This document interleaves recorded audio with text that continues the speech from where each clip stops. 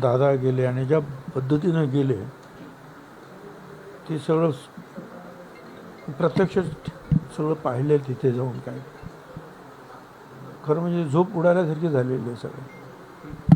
पण आता असं आहे ना की शेवटी आपण शो मस्ट गो ऑन. तर असं आता कोणाकडे तरी ही सगळी जबाबदारी देऊन काय ते चालवायला तर पाहिजे. पक्ष असेल किंवा सरकार असेल.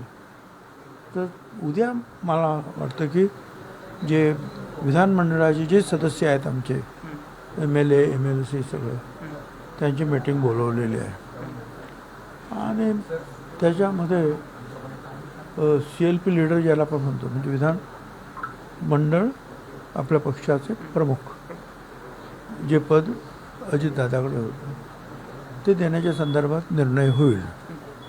हे काय लोकांच्या बऱ्याचशा सूचना मागण्या आणि ते रास्त आहेत. मला वाटतं की सुनेत्राताई जे आहेत त्यांच्याकडे ते पद आपण द्यावं अशा अनेक लोकांचं जे आहे मी TV सुद्धा ऐकतो आहे आणि ते काही चूक आहे असं मला वाटत नाही आणि ते करायला पाहिजे. पण ती शेवटी जो आहे निर्णय हा CLPमध्ये होईल. मात्र वेगवेगळ्या ज्या बैठका होत्या 14 बैठका ज्या झालेल्या होत्या दोन्ही राष्ट्रवादी एकत्र येण्यासंदर्भात अशा त्या संदर्भात मला काही जास्त काही कल्पना नाही. आता सध्या जे आहे ही जी राष्ट्रवादी जी आहे अजित पवार त्याच्यामधल्या ज्या काही जे काही कामं आहेत त्याच्यावर लक्ष आपण देतो आहोत. काय आणि उपमुख्यमंत्रीपदाची जागा खाली आहे ती आपल्याला ताबडतोब सुनेत्रा वहिनीच्याद्वारे कशी भरता येईल याच्याकडे आमचं जास्त लक्ष आहे.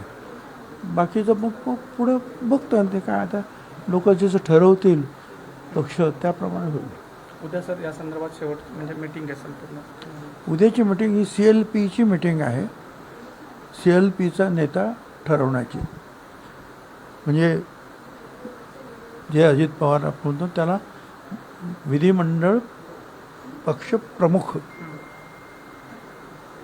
CLP लीडर तेवढी मीटिंग आहे उद्या आणि कदाचित एकमत झालं आणि सगळी व्यवस्थित झालं तर उद्या शपथविधीसुद्धा होऊ शकतो.